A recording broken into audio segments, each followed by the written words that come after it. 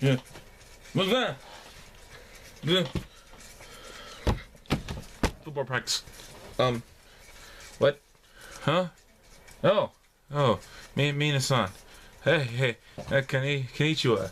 Well, Minasan, I... Wow. The 17th of August? I must have blacked out or something.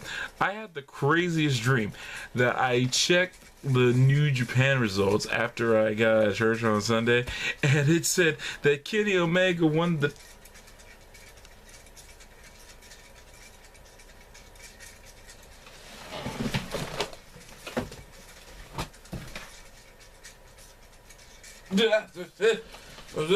Huh?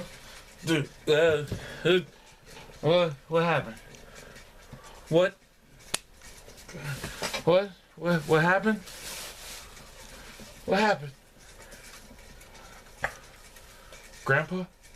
Oh, no. Sorry. I just thought I saw that Kenny Omega won the G... I'm getting lightheaded again. Just playing, y'all. Just playing. Bro! This is why I freaking love the G1 Climax, man. Like, seriously, bro. Okay, so let's just talk about the event. Let's talk about the first stuff first and the last stuff last. You know, so let's just go into what I think were the bigger matches of the show. First of all, we had the first defense of the Briscoes of their IWGP Heavyweight Tag Belts against Yujiro Takahashi and Hangman Page, aka Adam Page, of the Bullet Club. And Briscoes retained to keep the belts, so big ups there. We had Jay Lethal taking on Satoshi Kojima in a belt for in the match for the Ring of Honor World Championship, and to Lethal's credit, he won. I think I've done a video of Jay Lethal. I could do a whole other video on Jay Lethal, so I will save that for another time. I'm definitely going to do a video about his impressive title reign. I will get to that, and I got some of the videos coming and ideas coming too. So keep watching. Okay, but another match I want to talk about before I get to the final match is there was a 6-man tag team match of Naruichi Marufuji, Toru Yano, Kazuchika Okada, of course you know, the Rainmaker, Tonga Loa, Tama Tonga, and Bad Luck Fale. Again, I'm going to do a Bad Luck Fale video. I'm working on it. Okay, but Okada gets the win for his team with the Rainmaker on Loa, but Marufuji requested a shot for the IWGP Heavyweight Championship since he pinned Okada in the actual G1 tournament. Okay, here's why I think this is a brilliant idea. Number one, this working relationship that New Japan and Noah have going on is just, I think, brilliant. Number two, I think Marufuji should have the belt. And personally, I think he should go into Wrestle Kingdom with the belt. That's just my opinion. Number three, this puts a whole new spin on the title picture, where once you just had Goto, who was, working his way back up there, Okada, Naito, and whoever on the G1, now you got a guy from Noah throwing his hat in the ring. I'm excited, and that makes me happy. But let's talk about the reason all of you clicked on this video. By the way, all of you watching and commenting and subscribing, thank you. From the bottom of my heart, thank you. I started this just to talk about wrestling. I have over 100 subscribers now. I didn't even realize there was that many until the other day. And right now, thank you. That has made this worth it. The fact that you guys are that interested, and so we can, have fun and talk about wrestling. Thank you for that. I also talk about other stuff on this channel, and I will continue to talk about other stuff on this channel.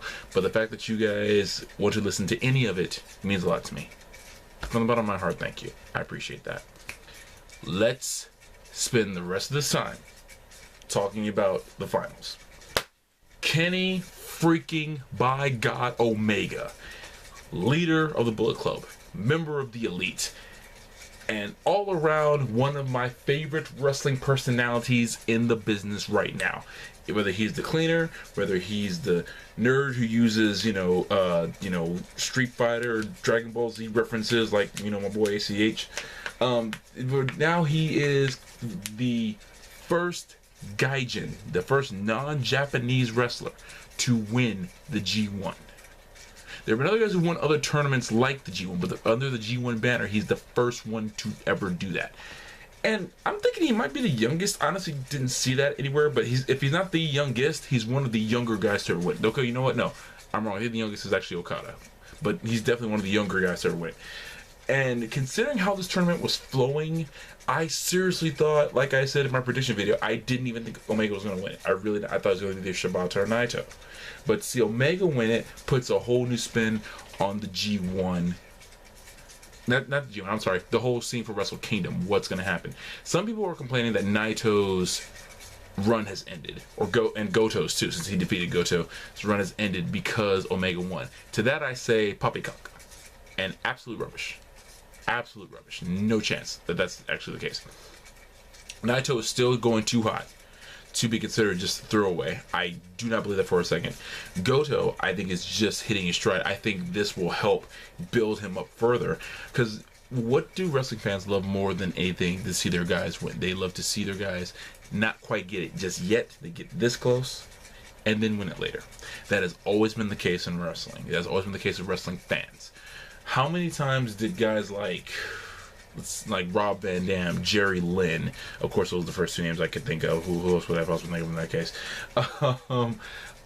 guys like Daniel Bryan or Bryan Danielson, and even guys like Jay Lethal when he won the world title in ROH. These are the kind of guys whose careers are not going to die, who are not done because they lost one tournament. Not, guys who say like they don't win the Royal Rumble, so they're automatically dead in the water. Not true. Not true. I don't believe Naito's going anywhere. I don't believe Goto's going anywhere. I know there's been a lot of speculation about Triple H wanting Kenny Omega in WWE, and I know that's one possible reason for this happening. But who cares? Who cares? Because Wrestle Kingdom's whole makeup just changed, because there hasn't been a guy from the Bullet Club actually in the main event of Wrestle Kingdom yet. So you got one guy who's pretty much got his ticket stamped. I mean, there's been other matches in the main event of the G1 before that weren't for the IWGP Heavyweight title. Just a couple years ago, it was Nakamura and Tanahashi for the IWGP Intercontinental belt. And that could still be the case. You never know. With wrestling, the fans kind of dictated that time, and they could dictate this time. You never know. But my thing is, one way or another, you got Kenny Omega, former IWGP Junior Heavyweight Champion, former Intercontinental Champion. He's got all those moves. He's got the Katayoko no Tenshi. He's got the V trigger. He uses the Styles Clash. He uses the Last Ray. He uses everybody's moves who he's ever met and wrestled in his arsenal. And that's actually what I love about Kenny Omega. He can do it all. And someone made a compilation video of him doing other people's moves and it failing in some cases, but I don't care. I don't care. Kenny Omega's awesome, man. How can you not love this guy? The whole cleaning gimmick when he walked over the broom, and then there was one time the New Day had a mop for no reason whatsoever, clearly mocking, And oh man, I know we'll never get it. I know we'll never get it. I know we won't. I know no one will ever let it happen. But just once, I want to see the Elite versus the New Day in a 6-man tag match. Just one. Can you guys just imagine the comedy in that match? I mean, you get 6 world-class wrestlers, in my opinion. I think all the New Day are world-class wrestlers because only those guys could pull off that look and still be credible in the ring. They are. And I mean, come on, just the promos in the match. And I literally mean in that. I literally mean they will cut promos during the match that you'll want to hear. And if you think I'm lying, if you think I'm wrong, then I have to ask, do you even watch what the Elite and the New Day do when they're in the ring? I'm not talking about outside the ring. Outside the ring, their promos are next to flawless. Because even when they are serious, they're hilarious. So Kenny Omega looks like he may be going to the main event of Wrestle Kingdom. But again, this is just August. There's so many. Actually, what is in between the major shows in between here and Wrestle Kingdom? Let me see, because New Japan's major shows, they a lot of times that belt is put on the line. Let me see, because I can't remember what their major events are in between. Is it Destruction and King of Pro Wrestling and Power Struggle? Yep. Yep. And yep. Okay. Okay, so we've got Destruction coming, which is a big show. You've had so many main event matches in that before. We got King of Pro Wrestling, and remember, at King of Pro Wrestling just last year, that's when no, I'm sorry, not King of Pro Wrestling last year. It was what was it? I can't remember what it was. Was it Destruction?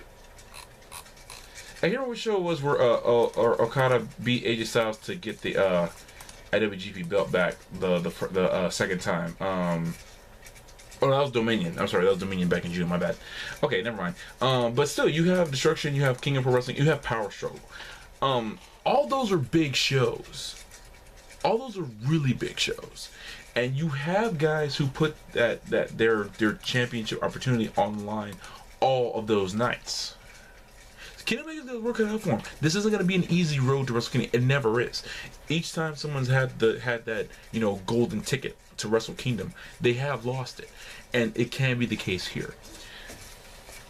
It will be interesting if that's the case, because you still got the top contenders of Naito, you've got Shibata, you've got Goto, you've got Marufuji now, and you got the guys in the G1 who showed out. You got guys like Nakajima who came in for Noah and was showing out. So you got your contenders. You got them all over New Japan. There was never a lack of contenders in New Japan. I'm convinced in wrestling there's never really a lack of contenders in any promotion. There's just a lack of giving them a chance. That happens all the time, though. But that's not. I'm not picking on any one company. No, guys, don't get me wrong, guys. That's wrestling. Period. That happens all over the place. But sorry, I was talking for a while now. I'm very excited. The G1 and Climax, it was just as unpredictable as I figured it would be, but even more so, which makes it better. I like it when wrestling is way more unpredictable than I would like, than I think, because when I can't figure it out, that is the most fun I have. It's kind of like when Dean Ambrose cashed in the Money in the Bank contract, add Money in the Bank to win the belt. He announced it and he said it was going to happen, but everybody says in wrestling, oh, I'm going to do this, I'm going to do that. And sometimes it's the biggest surprise when they actually do it. So I cannot wait for this. I cannot wait for Wrestle Kingdom. I cannot wait to see what happens next.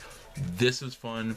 I love pro wrestling. I don't know if you guys hear my phone ringing, my house phone ringing in the background. Don't know who's calling. It's kind of late. I'll worry about that later. But this is awesome. This is great. I cannot wait to see what happens next.